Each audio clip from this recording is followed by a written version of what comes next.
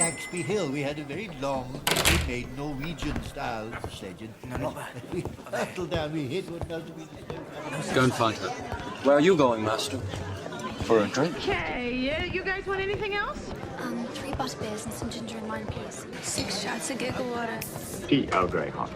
This snake juice is basically rat poison. Spent my whole life right here in Lackawanna County. Drink, I like it. I know, it's great, right? Shut up!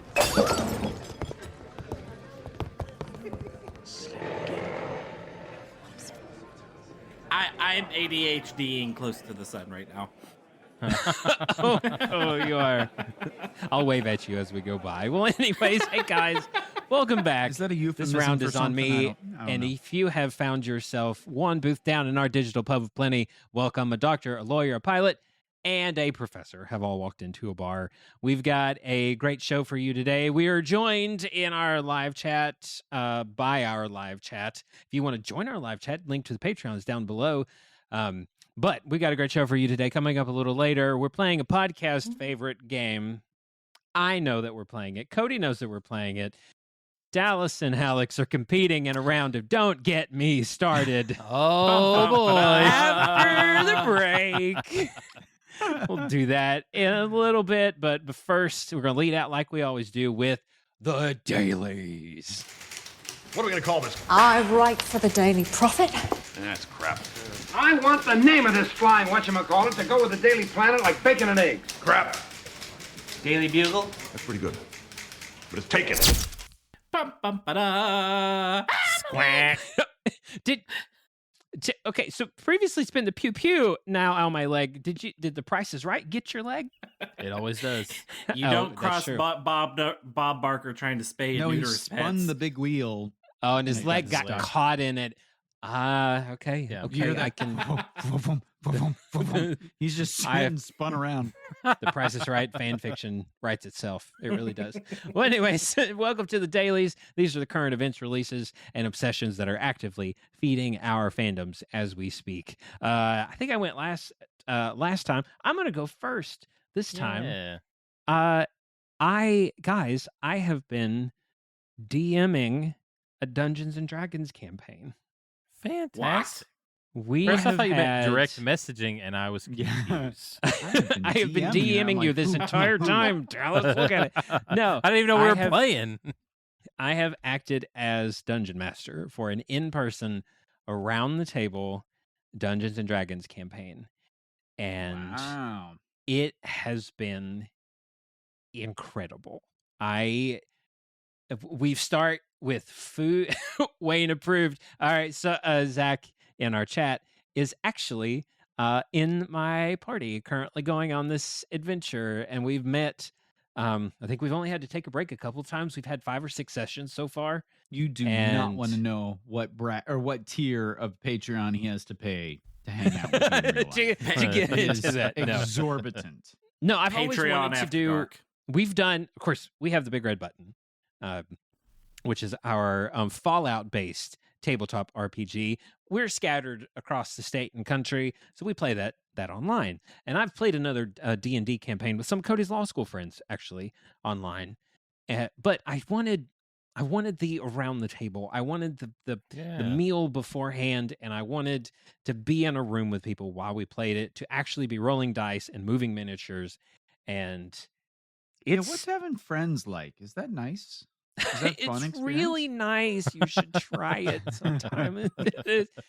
No, but I've been One day I 3D hope I printing have one. miniatures. I've been drawing maps. I can't say too much because one of the party members is currently in the chat. Oh, yeah. But I have, when I set out to do this, I put out a call on Facebook.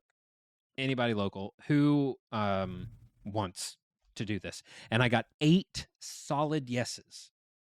Which Dallas, you have GM'd before. Yeah. Juggling 8 players.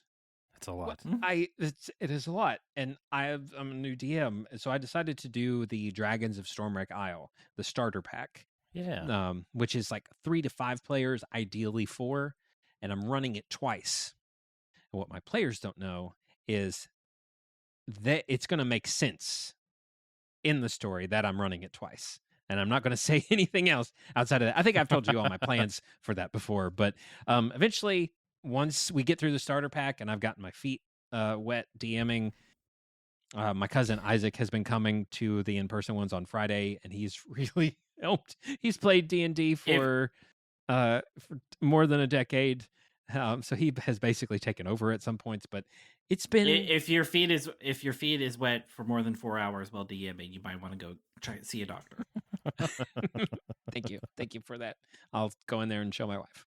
Yes, but it's been really. She's a doctor. That's the. It's not a weird foot thing. You said see a doctor. Anyway, For the 4 hours thing was not. I'll only ever think about the episode of Bob's Burgers where they get adult dice. He's like, oh yeah, lick it, like it, lick it, like it. No, Lynn, no more lick foot like that. That's all I'll think of. No more lick foot. It's not a weird foot thing. That's the episode title, right there on a silver platter. But it's been really fun. I'm thoroughly enjoying it, and I think players are getting into it, and my heart sits there. And, wait, let's poll the audience. Audience, are you into it? Well, don't put him on the spot, right? Are you into the weird foot thing? No, not the weird foot thing. Well, maybe. Let's see what he says.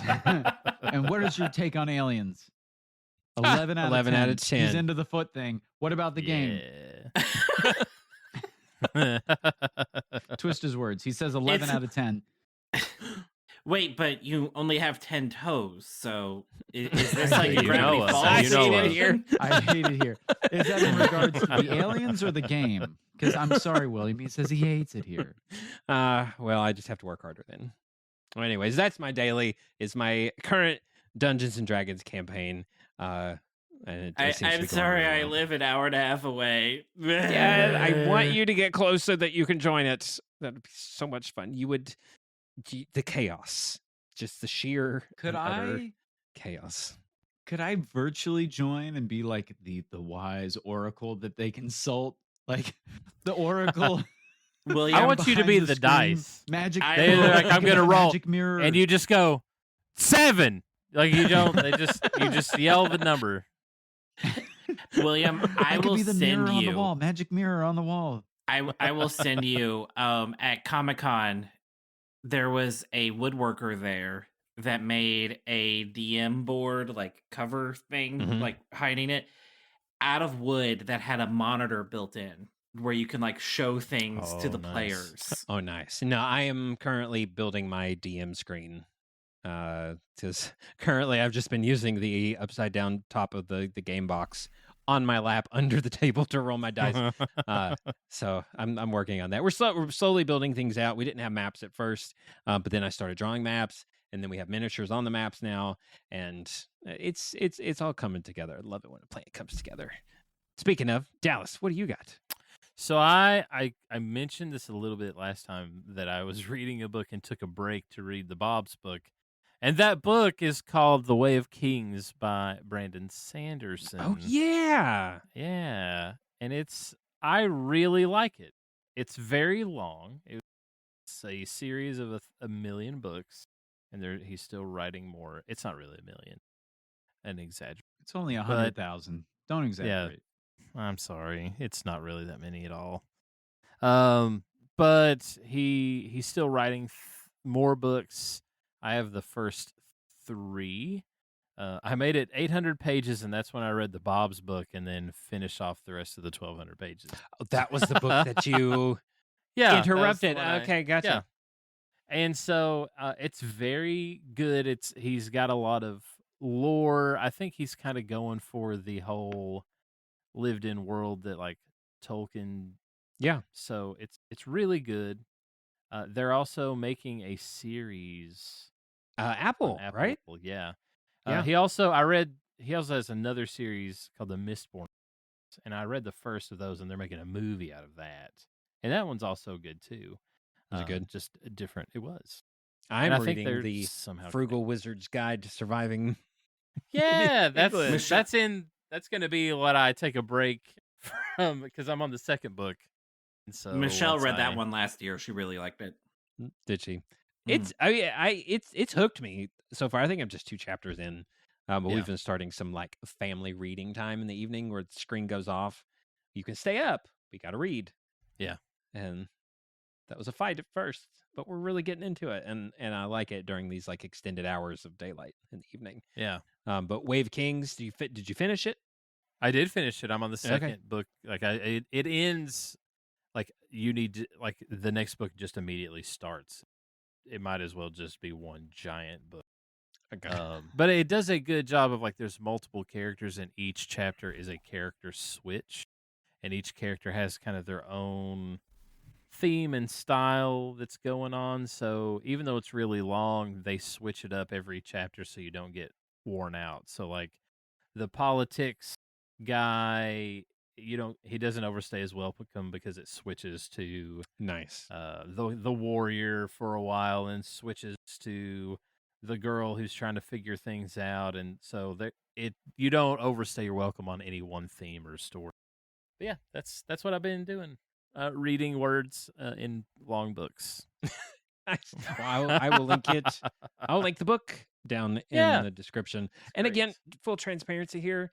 If you use one of the links down in the description of our episode, it does help to support the podcast too. It doesn't cost you anything extra, and it's a way that if you, we don't bring these things in order to do that, but if you want to check out some things that we're into right now, and you want to do it through that, that would really help out. Cody, what do you got? So I mentioned this a little bit last episode, but I focused on the birthday last episode because I wanted to get kind of caught up. Mm-hmm. But we recently went last week at the time of this recording to Lexington Comic-Con. Yay! I got to go for the first time. Even the train is celebrating in the background for somebody. Exactly. Squawk. Yeah, it's a Hogwarts Express, William. Just driving on by, riding on by. But this year we spent 3 days at Lexington Comic-Con. We went Friday. We booked a hotel. It was super fun. We went with 2 of Michelle's, friends of mine now, but originally friends with Michelle, Hannah and Joe. Hannah Riley and Joe Donahue. So shout out to those lovely people. And we spent the last couple days at Lexington Comic-Con, and I will just say it was so nice to be able to take our time. Yep. Because Lexington Comic-Con is like a claustrophobe nightmare in certain places. It is. I didn't go to many panels. Last several years, I've done a lot of autographs. I got Donna Noble to sign a Doctor Who book. I got lots of autographs from Power Rangers. This year, less. I was willing to kind of drop the $60 for, the $50, $60 for that you would get from the normal signature.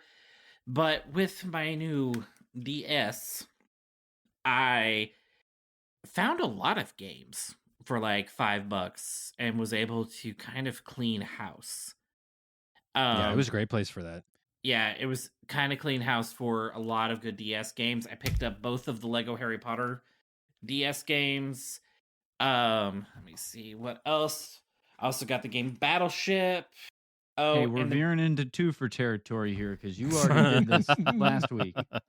Yes, and the greatest game show of all time, Deal or No Deal. True. Also, just kept going. Also, I picked up an indie, the first of an indie book series. Indiana Jones? Not quite. It was.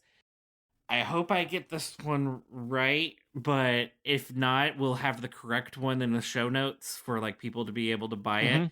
It is the Felix Carter series. Felix Carter series, and it is this mystery noir novel that was pitched to me as Doctor Who in a fairy tale universe. What? And I'm like, okay, I'm sold. I'm Felix Carter by chance of My Little Pony. No. He is wearing a fedora, so. This might be completely wrong. If not, Disclaimer, we'll put it in the show is notes. It Felix Castor by chance? We'll put it in the show notes. Is it Felix Castor? I don't. Jimmy Carter. Aaron Felix Carter. Castor by Mike Carey by chance? I can't seem to find the images of it, and I'm like, do I have it right? Do I have it in my head? So I apologize to the author. Did I get sold a blank book by a hobo who wandered in off the street? What happened here? I will say, I mean, it does have a fedora, so I mean, like, I will judge you for being My Little Pony. Like, it's a My Little Pony fan. First off, it's called a brony if we're at our age. So anyways, if it is in fact this murder mystery series that involves a My Little Pony, like. It's a My Little Pony like anti-fan fiction where like it's the ponies that die and they have to solve the murders. They kill off all the ponies? They kill off all the ponies. But it was super fun. We were there for like 3 days. I got to sit in a panel with David Yost, the Blue Ranger from the Mighty Morphin Power Rangers, which was super fun. Got to ask him a question. Other than that, like, yeah, it was a great time. I also picked up a Gargoyles comic from the 1990s Disney show. You did. Disney show and got the last and then he set it right back down. He picked it up. Comic-Con became like a 3 for 4 for because it was. I went to Comic-Con and I got this. Let me talk about this one. And I got this. Let me talk about this one. And I got this. Great. I need a new bit because you guys are on to me on these. Gotcha. No, I went to scope out Comic-Con and I think I'm going to be a vendor there. They're having one in September. Oh. I didn't get to go. I mean, I leaned into it being a 3 for Cody, and I finished all my sweet tarts. So you had sweet tart time. Well, speaking of sweet tarts, Alex. First he's sweet, then he's sour. Wait, no, it's the other way around. The Sour Patch Kids. You're a tart, but you're no Pop-Tart. Wow, I need everyone to be prepared for the tonal whiplash. We go from Comic-Con to my daily is that we just wrapped up spring training and I work for the Atlanta Braves. So sports, Comic-Con, like there's costumes. We're an eclectic bunch. What can I say? So I was working with their broadcast team, and hopefully I can parlay that into something in the big leagues, but we shall see. I mean, they are the big leagues, but something beyond spring training. So yeah, that's fantastic. How did it go? It's been a lot of fun. I mean, I've been seeing some of the stuff that you posted about it. Did you enjoy it? Oh my gosh, yes. Yeah, Okay, baseball was probably my first love, to be honest. Like, between baseball and the Titanic and outer space. Like, it was a 3-way tie there. Like, the Boston Red Sox, the space shuttle.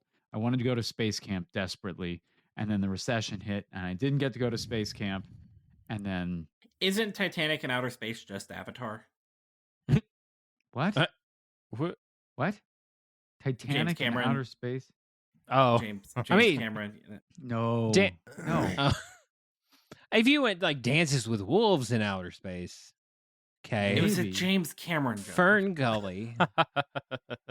Pocahontas. It was a James Cameron joke. Carry On. No, Carry On is what birds eat, like the dead stuff on the side of the road. I don't know what. I'm not tracking.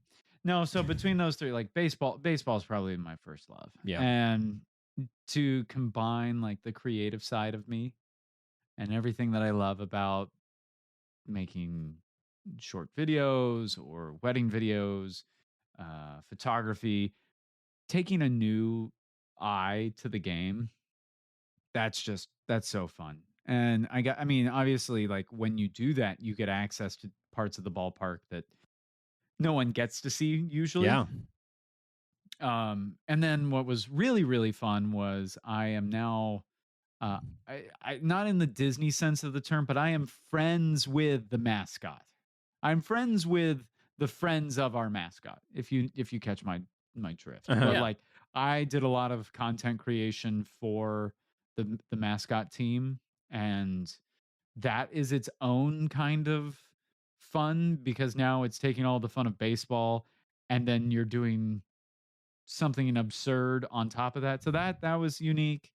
I think one of my favorite parts of all of it was there's one shot that has just stuck with me the whole time. But in the bullpen is where people warm up, the pitchers warm up, for those of you who don't know.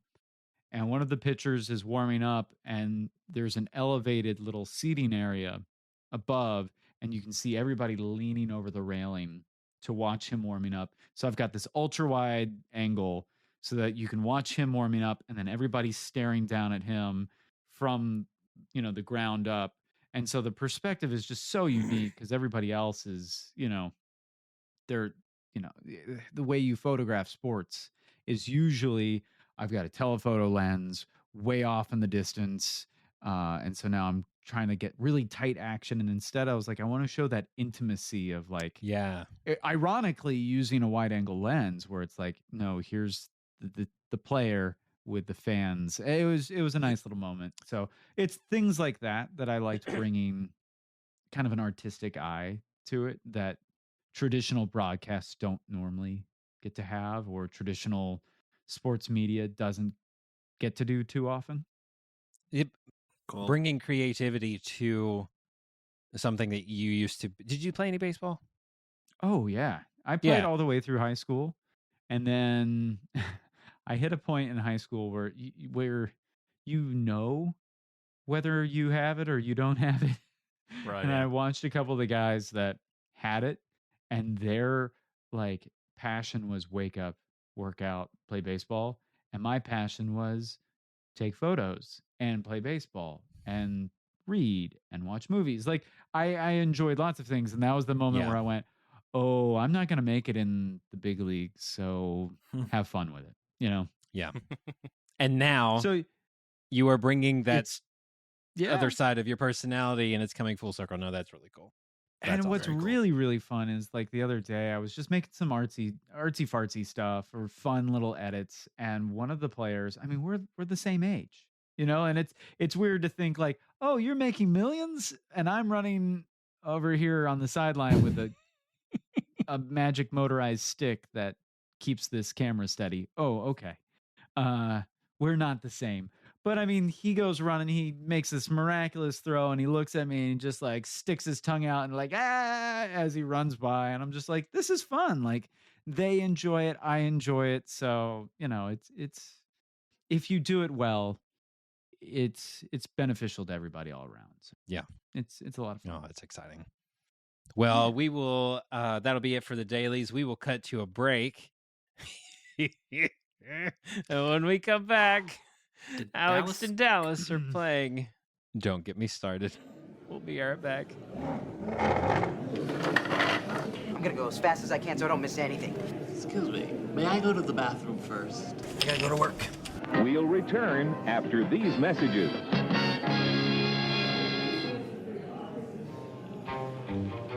This episode is brought to you by the Big Red Button Podcast. Do you know what you'd do in a nuclear apocalypse? Because we sure as quack don't. See how our choices get us into trouble and back out again in this actual play podcast. Big Red Button is for lovers of the Fallout franchise, choose your own adventures, and tabletop role-playing games rolled into one big audio drama. Our band of stragglers is unraveling a mystery in the wasteland, and we're at the mercy of the roll of the dice. So grab your Geiger counters, take your rat away, and subscribe to our new show, The Big Red Button. Oh, shoot, did I miss the halftime show? Gosh dang it, who'd they have? What are you doing in here? During here, I pay for that privilege. I'm feeling much better now. Yeah, I'm having an heart attack. Get back to work.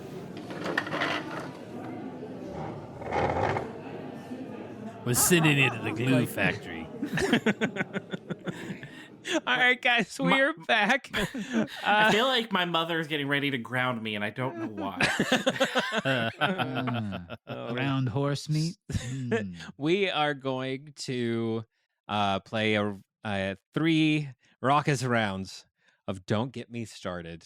If you are new to our show, this is our podcast favorite game where one of us goes against Dallas It's just the rules. I didn't make them up. And I'm going to give them a topic. And whenever I give them the topic, the first person to go has to go on a completely improvised, extemporaneous rant about that topic. And then Cody and I will judge to see who won the rant. The judging is completely subjective. We make up our own rules. Feel it in our jellies. What if it's a tie, or is it like 1 point, 1 point? We just decide who wins. They each rant about one topic. Is there 3 so that way there's no tie? There's 3. Yes, there are 3 topics. I'm going to I'm going to flip a coin. Dallas, you call it. If you get it, you go first. If you don't, Alex goes first. Okay, ready? It's a quarter. Oh, he got it. Tails. And tails. Oh, it was heads. Okay. No. Alex going first on this one. Alex, tell me your opinions on the Artemis 2 launch. All right, Mr. Space Camp. Tell me why the Artemis 2 launch was just the worst.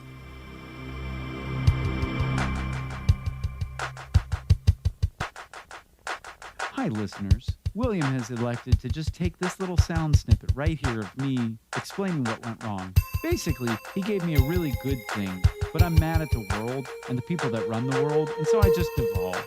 So he's put this in place and used probably 1 or 2 sound bites where I said, it's been too long or something to that effect. It took us 70 years to go back to the friggin' 1972. So when you get to the end of this sound bite, then we're just going to go into Dallas's thing, okay? I lost. I concede. All right, moving on. Agreed. Dallas. So, do not get me started on the Artemis 2 launch, because you said it. I want to know about the Ottoman launch. Yeah, the Ottoman launch. That's a different thing. That's. Did you all pre-plan this or something? There's not much funny.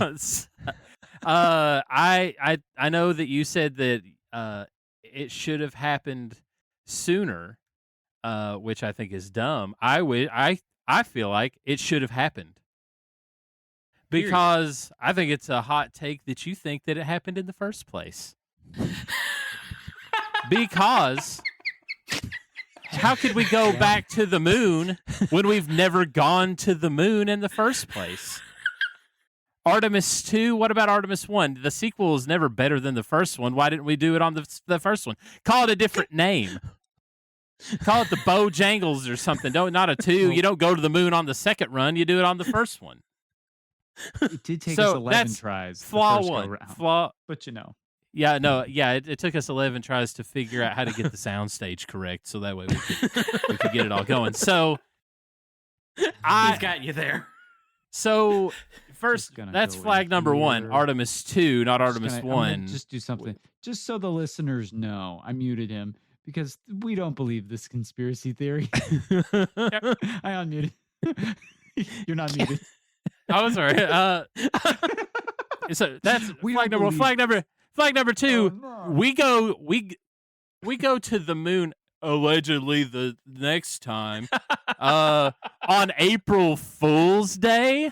It's in the name. We didn't go. April Fools to everyone. We didn't actually go. And so we allegedly went a long time ago, and you want to know why we didn't go? Anybody in the room? Anybody like to take a guess why we've never been to the moon? Anybody? Why? Because there's no moon, you dummies. There's no moon. It's all fake. It's to distract us from everything else that's going on. I agree with you. We've got crazy things going on. Well, there's all this rampant crazy stuff. Like this, and you know what's distracting us? You know what's distracting us? The quote moon. We're watching a launch to the moon that never existed in the first place. And if we could believe in something like a ball in the sky that we haven't done anything with and it's still there, I don't think so. I built a snowman earlier this year, and guess where it's at? It's gone. And that was, I could touch it. And it's gone. I left a piece of pizza out on the table. Gone. But there's a ball that's been allegedly up in the sky all this time. I don't think so. I don't think so, not at all. So we've never been to. This is why it just tears me up that we're even talking Cody, about this. What is the ARC standpoint on the moon landing? The what? I'm just curious. You know, answers in We Genesis. were talking. What's their We're talking about. viewpoint? We're I'm just talking about curious Indiana now. Jones earlier, so I was. I was like, I don't think it talked about stuff. It's not a. It's not an Alexa. The ARC. Oh my gosh. As a resident of the town that Noah's Ark is in, I have it on good authority that they think the moon landing is one of the greatest feats in the history of mankind. And on top of that, they even have an entire book debunking the flat Earth conspiracy. Do they?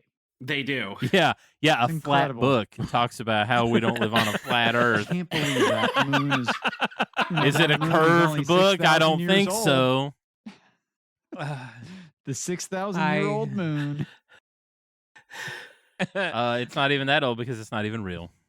It's a projection, probably. Alex, I promise I did not. I don't. Why would you give me something so I promise joyful I and did amazing not to rant about?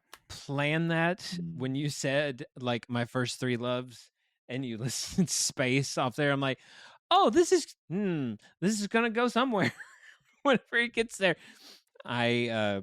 No, that The was amount not of a editing that you're going to have to do for that rant, though, is It's okay. criminal. I didn't even have. I had nothing to go on until you said it's been too long, and that's when I was like, oh. I was like, Artemis, how can I do something with that? And I can.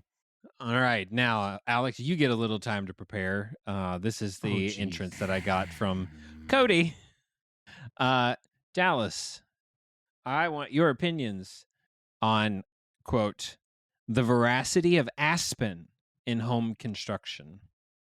Hold on. The veracity of Aspen in Of home Aspen. construction. In home construction. I'm pretty sure when I texted it, I just auto-corrected. Like, I just did auto-predict. No, that's rent. better. I want it to be wrong. I was Googling what that is, but don't correct me. You can't Google things. Nope. I can't Nope, Google that it? was it. That's the one I got. No, from if I Cody. was supposed to pretend like I wasn't Googling answers on the last podcast about those things, you can't do it for this one. To pretend you weren't. Dallas. I know you caught that. All right, Dallas, what's your opinion on the veracity of Aspen in home construction? Do not get me started on the veracity of Aspen in home construction. So I don't mind the veracity of Aspen in corporate construction. I don't mind that because we have seen over and over in Jurassic Park, which is a corporate setting, that they used old trees, aspens, to build Jurassic Park. And so the Velociraptor, whenever, like, he was contained. But if you start bringing that crap into people's homes, first off, Aspen has a word in it that we don't need just flaunted around our homes. Pens. Because it's short for penis. And we don't do that in our homes. Pen is broken. Penicillin. Use Yeah. pencil instead. And so if the veracity of Aspen in home construction is just outrageous. First off, the Velociraptor in Jurassic Park will get out. Have you seen modern home construction? It's shoddy at best. And we are not using aspen in our homes because, first off, if you take too much aspen on a daily basis, it's bad for your kidneys or liver, one of the two. I can't remember. It's bad for one. And so if you make a house, okay, this is what tears me up. So and it still happens, like whenever you get cheaper things that has lead and paint, which children would chew on in their cribs, and it caused all kinds of problems. And we're going to make an entire home out of aspen? Kids and dogs and me on Saturday afternoons, maybe we'll be licking walls and our kidneys will be shutting down. It's going to be horrible. It would still be a better movie than The Last Jurassic World, but still, it's going to be a travesty. The end. Wow. I'm just going to be honest. halfway through there, I kind of lost the plot and had to go back to it. As did the last Jurassic World movie. It did. We had a lot in common there.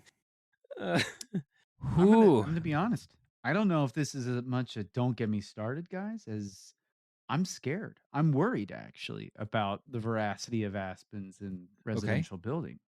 Do you guys know what Pando is? Have you heard of Pando?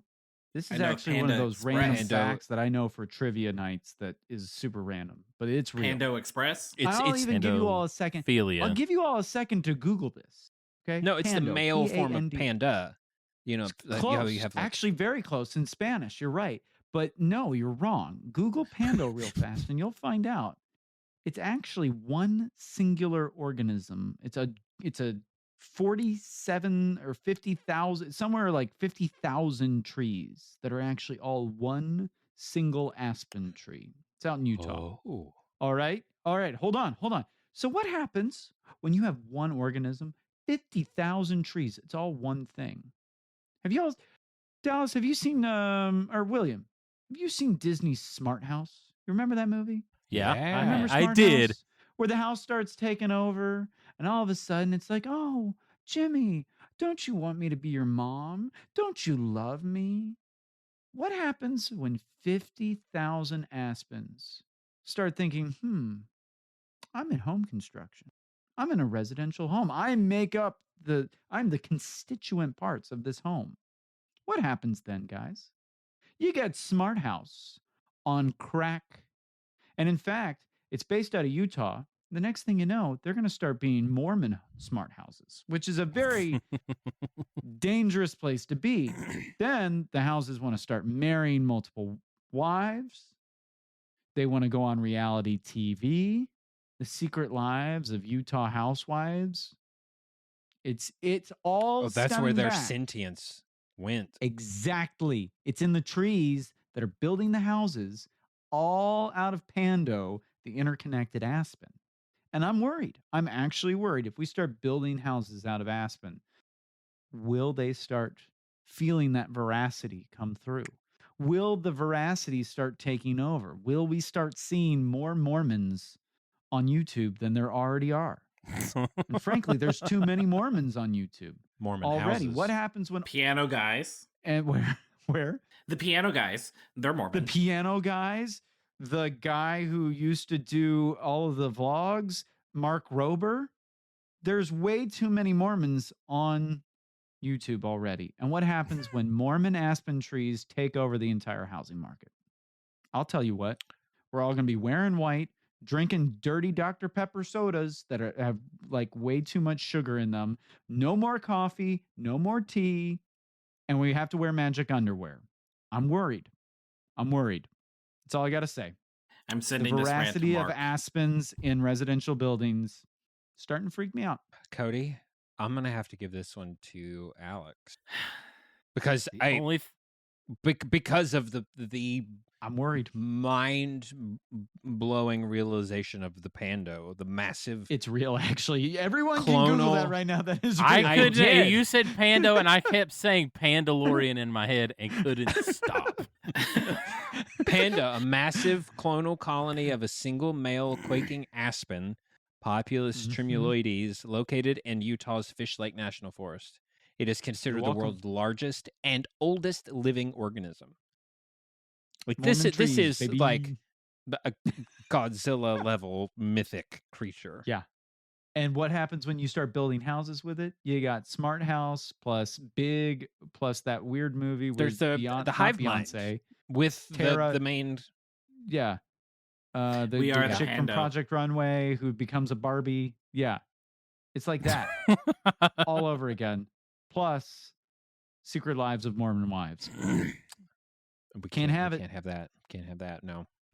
I'm worried. I'm gonna give this one to Alex.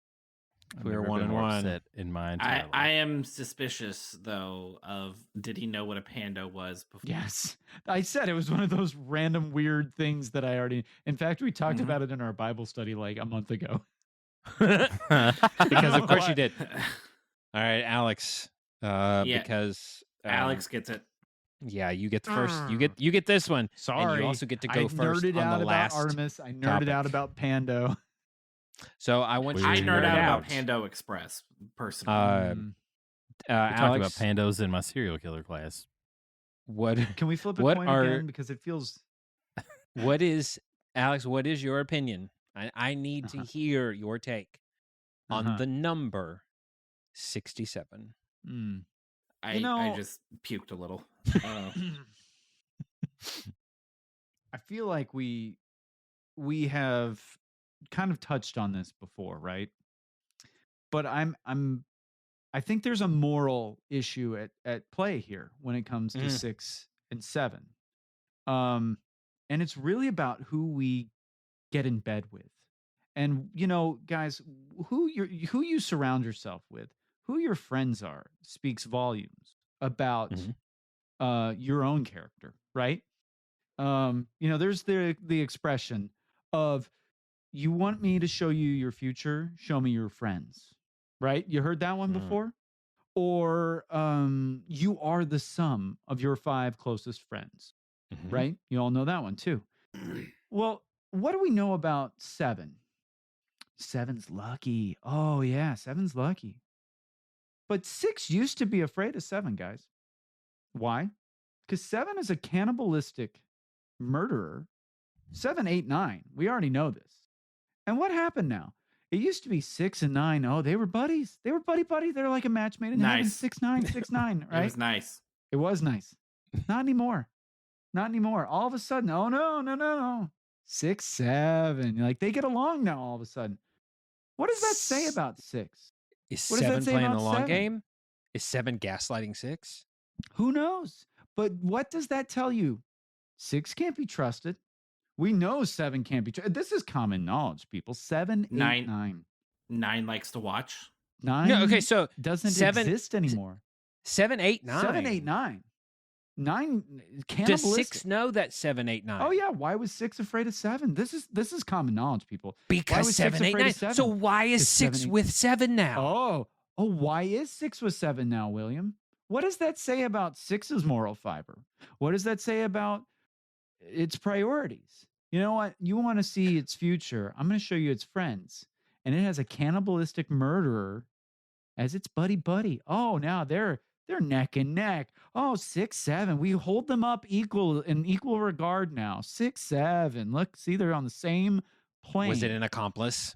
And on this Good Friday, I think it's important to remember that who we swear our allegiance to has an eternal, perspective, right? Do you think 6 And- was an accomplice? Was the whole being afraid of 7 thing all for show, to give an Who's to alibi, to say? give cover? Who's to say? 1, 1 is a loner, and that's not great. We know that. 1's the loneliest 2 is number. a match Yeah. made in heaven, right? 3, a strand of 3 cords, not easily broken. We know this. 4, that's 2 sets of 2. This is great. 5 is a good, hearty number, divisible, but it divides a lot of things, but it's strong. It's a building block. But 6 now, it's not 2, it's not 3, but it's kind of the same. But all of a sudden, when it comes down to time, picking sides, where's it going to go? It chooses the cannibalistic murderer.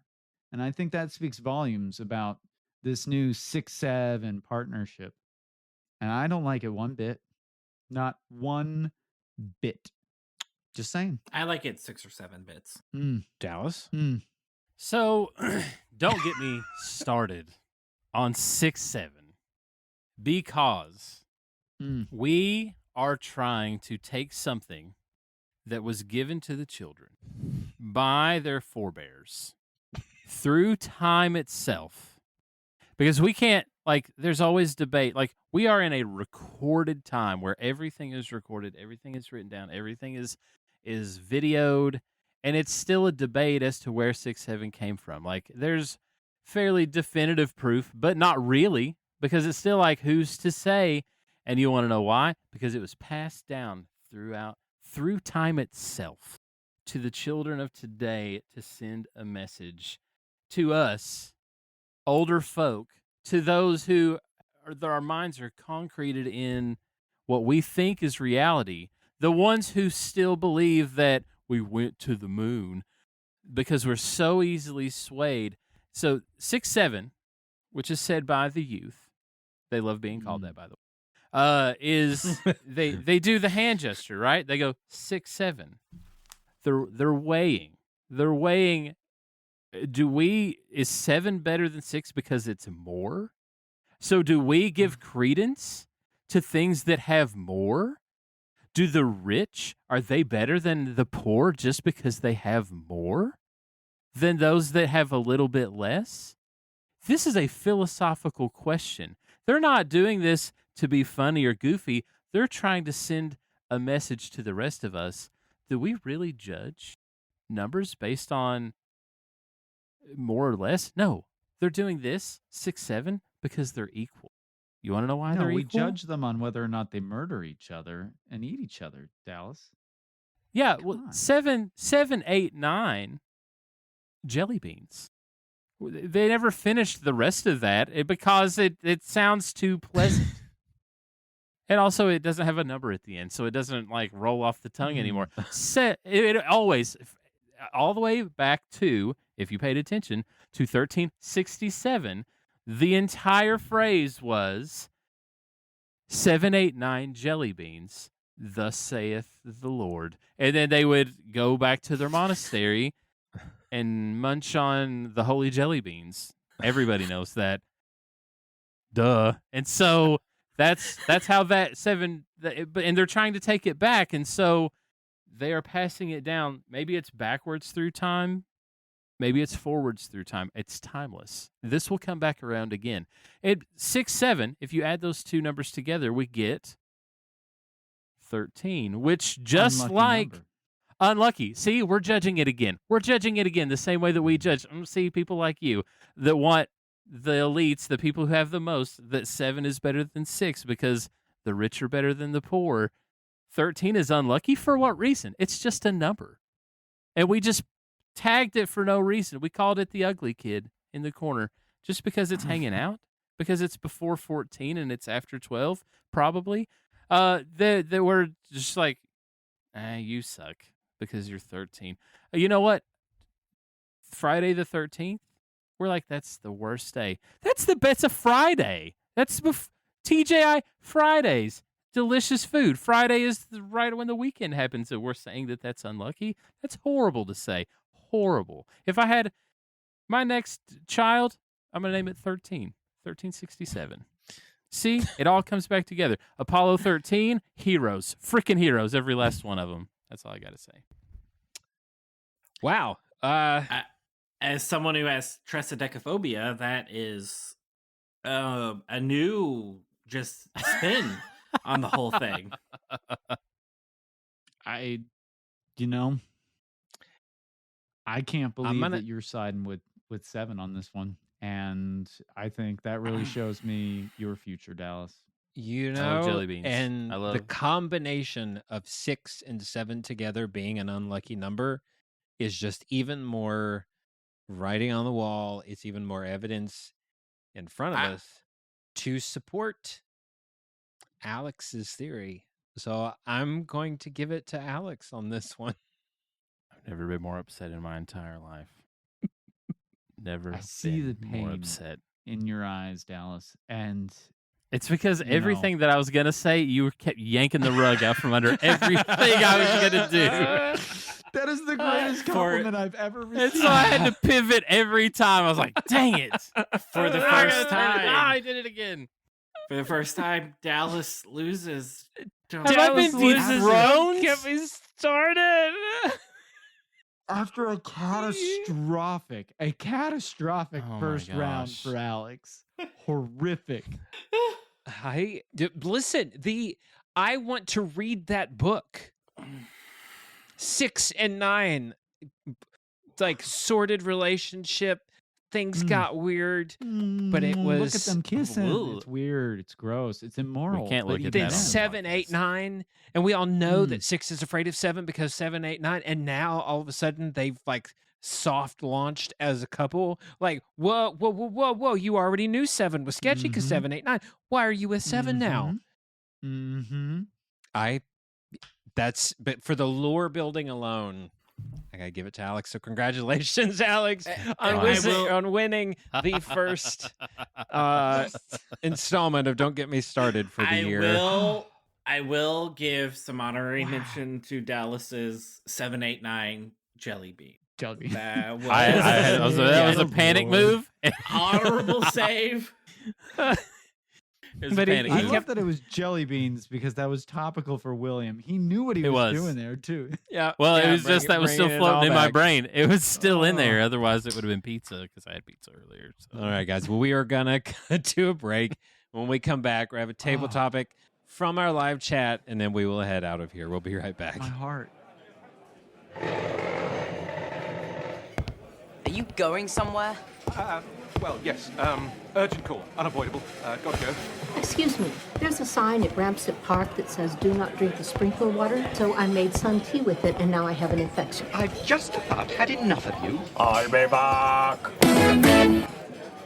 This episode is brought to you by Potter Plus, your podcasting home for the upcoming Harry Potter TV show and so much more. Join me, your host, William, and many other magical friends as we pick apart the past, ponder the present, and unfog the future of the wizarding world. Potter Plus is a production of the Grapefruit Network, and you can find it wherever you get your podcasts. And I am back. How'd it go? No, Pam. I'm back. We have a new weather report. Lightning has struck. I repeat. Gin and tonic. Longers. I don't know if they do bottomless gin and tonic, but we will find it.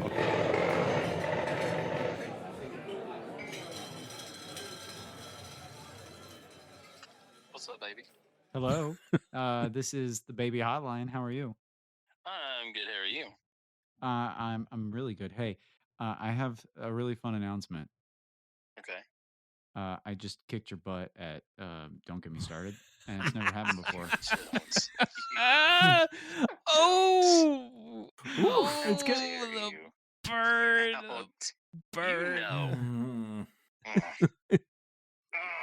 Oh, hey guys.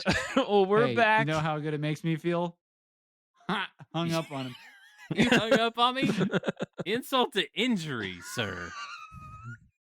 Well, I keep those emotions. That may affect the answers to these questions because we're going to lead out tonight with a table topic. This came from our live chat. Now, we are recording this immediately following up our movie bracket, so it is also in reference to our movie bracket, but it's an interesting question. What characters from the movies in your bracket most resemble or remind you of your co-hosts? So I'm going to write all these down. Okay, so for Cody, for Dallas, and Alex is the guy that gets the chunk punched out of him. That's who he is. And I hope you get your chunk punched out, Alex. I've never had a higher praise from Dallas than you kept saying everything I was going to say. Like you did. I had nowhere else to go. Before we went into that round, I have made the realization that normally what I try to do is create fake facts, fake figures, lean into reality. That doesn't work. Dallas does all puns. He does all like in jokes, like mishearing, and builds it further and further down the path. And I was like, no, I have to lean into the Dallas. You can't figure out the secret sauce. First off, it's not that deep, so you can't cover it. But I'll let you know the secret sauce. It's not a secret. It's called Kung Pao. Enter the fist, and it's in here. See, that's it. That's what it is. Is every time you rabbit trail to a point that then William and Cody start just losing it. That's what you do. You just gotta keep running. Where did we get that from? And I'm like, I'm on to you. I'm on to you, and I can't help it because that's funny to me as well. So. I'm more mad you figured it out than I am that you won.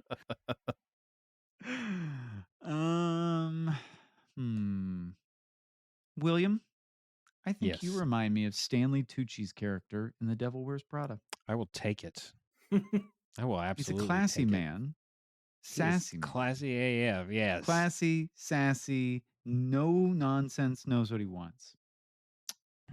Cody, I think you remind me of Emmett in the Lego movie. You are still an optimist at heart. You want to build. And I can't give you like Phineas or Fur because that's not you. But Emmett is just like, you're out there and you're willing to take risks. You have some self-doubt and fear. You're learning. But well, I was going to say, I've already established that William is Phineas and Ferb because I'm Candace. Okay. Yeah.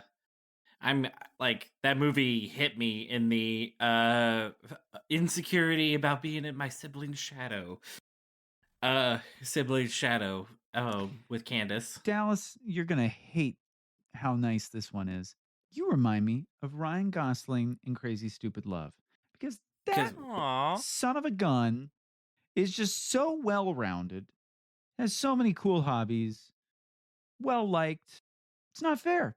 God gave you like everything over there, and it's like, and right, when cool. he takes plays his shirt bass, off, he flies drones, he teaches, he's a good dad. What did he not give you? And I don't drop trowel because I'm sure it's there too. Like he's just It's an innie. done it all for you. It's an innie. The belly button? Oh, thank goodness. If you had an Audi belly button, maybe I would have started giving you some flack, but no. Gosh. It's an innie belly button. So, yeah. So Jacob, I obviously went straight to Candace for Cody. Easy. Alex, it's I the can't maniacal laugh for me. I can't tell you why. This is my knee jerk. Oh dear. I hope it doesn't provide any offense. But Truman. Right. No. I can't exactly tell you why. Absolutely none taken, actually. You know what it is? It's the scene where it's the Moco Coco Coco from the slopes. Who are you talking to? What? Who are you talking to? That's me all the time. Like, what's going on? What is the chaos around me? I get it. Yeah. No. Okay. And then Dallas. 100%. Dale from Tucker and Dale. Yes. First three letters are the same. You're just good natured. Are you here to murder me? No, I made you breakfast. I'm having a hard time because I was gonna say Emmett too, but no. That's not it at all. I am having a hard time picking one for you. Oh, okay. Because he's but mad. Not, that's why. Not because I'm mad at you. It's trying to find your essence. All right, come back to me. In one of these, like William, I feel like is Emmett because he's optimistic to the end. Like that's what? That's his through line the whole way. I know the other one that I would have compared my. Oh, can I make another rule at the end? We all have to pick a character that we ourselves identify with. That we are at the end. boy. Keep going. Okay. Please. Okay. All right. Sorry, that just hit me right now because you were like, "Oh, I don't know who I'd pick for you," and I'm like, "I know," and I'm like, "Wait a second, this is a new twist." Keep going, please. I'm sorry to interrupt. No, it's okay. Cody, you might be the princess with the diary. Well, okay, explain. Explain. Because question. I feel like you don't think yourself high enough. Oh, and that you're really a princess at heart. You're a princess, not in like a princess, but like you're a royal dude. But And I if don't think you see yourself that way. I've always said that if I had one political job, I would thrive in a constitutional monarchy. Like he has always said that. It's incredible. That would be my favorite political job because they have no real power. I just go around and wave. It'd be so fun. Yeah. And Alex, who would Alex be? Oh, nature has called. I know my eyes Ace just Ventura running through these. Oh, Free guy. He does have strong opinions on coffee for a little bit. You're right. He loves coffee. Cappuccino? His world was shattered, but he powered through it, and he got his comeuppance, and like he got it at the end because he persevered, because he was the good guy, the free guy. Do I get Captain America's shield at some point? Yeah, you do. At the end. Dallas, give me the most emotional ones. Well, I couldn't go the dumb route. Alex stole my thunder on this one, so the dumb route. Oh no. Yeah, that's how you did. Don't get me started. Dumb? No, you don't get me started. You snatched it out from under me. So now I have to go the other way. I gave you round 1 on a silver platter, and you put your defense down. You were like, I did. This is a shoo-in. I also have strong opinions about 6'7", but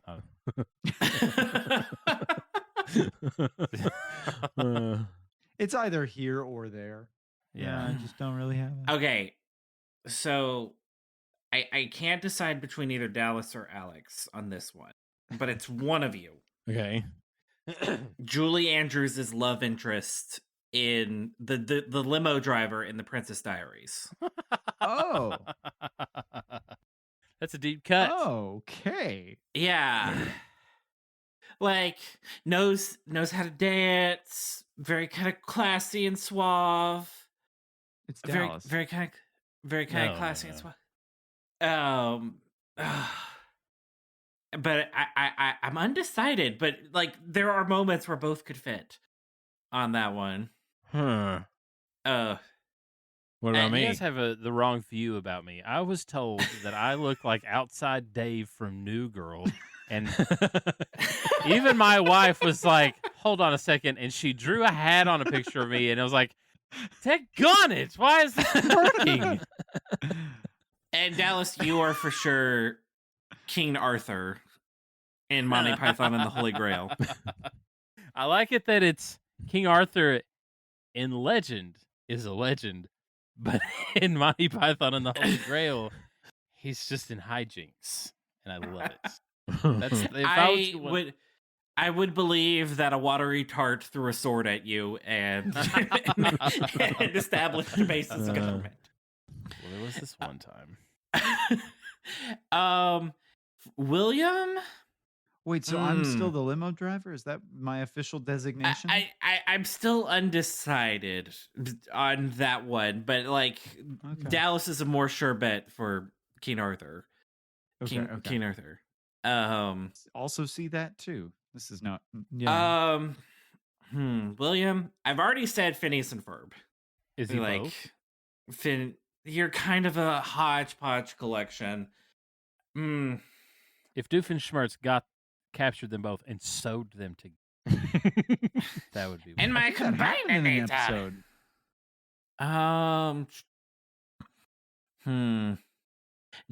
Alex, if I had a more sure bet for you, I feel like you're one of the Jonas You're the Jonas brother in Jumanji. Just because he's a pilot? Pilot. He's also surviving. Like he's out there surviving. Good heart. I had a full-on prediction. I thought for sure he was going to die. I thought he was going to sacrifice his last. Oh crap! Spoilers. It's a good movie. I had actual opinions about it as we went. So. And William, I don't know. Outside of Phineas and Ferb, I don't know. Harry Potter. We couldn't seem to figure out how to make Harry Potter. Well, let me put it on the bracket. He's not Barbara Starr. Wait, how many does everyone get? You're just like, I think you've given like 2 apiece. I'll take. He's narrowing. I'll take it down. Phineas and or Ferb. Yeah, because you are a neurotic British robot. So, yeah. Okay. So- the little addendum on there. Who do you pick for yourself? Easy. Police Constable Danny Butterman. I had that one ready. At your service. William? Dallas, I will be the Tucker to your Dale. Yes. Oh. I want that on a shirt. With the Tucker to your Dale. Yeah. I love Alan Tudyk's optimism in that role, even in the face of chaos. There's some kind of death cult. Them kids are trying to kill themselves. He must be allergic to bees or something. I've had a few jobs where I'm Anne Hathaway in The Devil Wears Prada. So I feel like I might be Cusco. I didn't want to be mean, but Cusco was the first one that came to mind for me. But I didn't want to be mean. To me? I don't you think thought I was Cusco? His wonderful that was the one that character was- growth, and I could have given Dallas Pacha too, because like just a homebody, loves unconditionally, will give the shirt off his back. I love that guy. And then I'm Cusco, like, hey, I have strong opinions on things and like which way things face on my palace, and it's like, but I also have nothing. I have nothing to my this fake background as I'm living in a spare bedroom. Yeah. Might as well be outside with a dry erase board. Like, by all accounts, it makes no sense. Like, yeah, I get it. Sometimes I felt like I was a little too mean, mean. So Cusco was the first one that came to mind, and I'm like, oh, I don't know. All right, no, that's fine. Dallas, did you pick? Repicking. Yes, I was Butterman from. Oh yeah. Hot Police Fuzz. Constable Danny Butter. Gotcha. Yes. Well, I loved that. Thank you, Johnson's Spleen inside of our chat for that table topic question. If you want to join our live show, submit table topics, and interact with us during these shows, check out our Patreon. It's down in the description box below. But I think I'm going to wrap it up. DMs. It goes down in the DMs, yes. So, guys, I think I'm going to square up the tab here. If you have found yourself, if you have made it this far, congratulations. This round is on me. And if you would like to find out more about this show, you can visit us at doctorandlawyer.show. And to find out more about the shows inside of our network, visit us at thegrapefruitnetwork.com. A Doctor and a Lawyer Walk Into a Bar is a production of the Grapefruit Network. But, guys, that's it for this one. I'm going to head out of here. I'm William. I'm Dallas. I'm a princess in training. And somehow I am the best at Don't Get Me Started. I don't know what happened. For now. I fully princess. I fully plan on losing when it's my turn. I'm so sorry. Next time it needs to be like the three of us against Alex. My. We'll just put him back in his place. Figure him out. Now I gotta analyze him and figure out his. Oh, my strategy is pretty easy. There's logic. There's rules. And all of you would be like, oh, yes, that was very logical and rules-based. Good work. Yes. Screw you, Alex. I like it that during the bracket. See what happened here? I gave into the chaos. I gave into Dallas. I win. He is the living embodiment. Setting the balance. He is the living embodiment of the Elmo fire meme. No, it's Elmo and Rocco right now. Like, Rocco. And like zooming in on his eyes. Like, oh. It's and we will see you guys next time. Bye. Bye. Merry Christmas. Bye.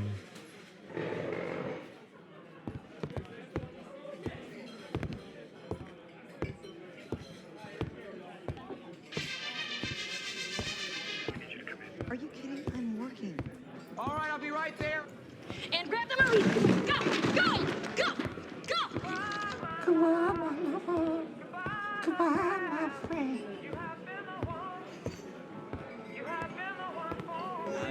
One snapped into, which was say.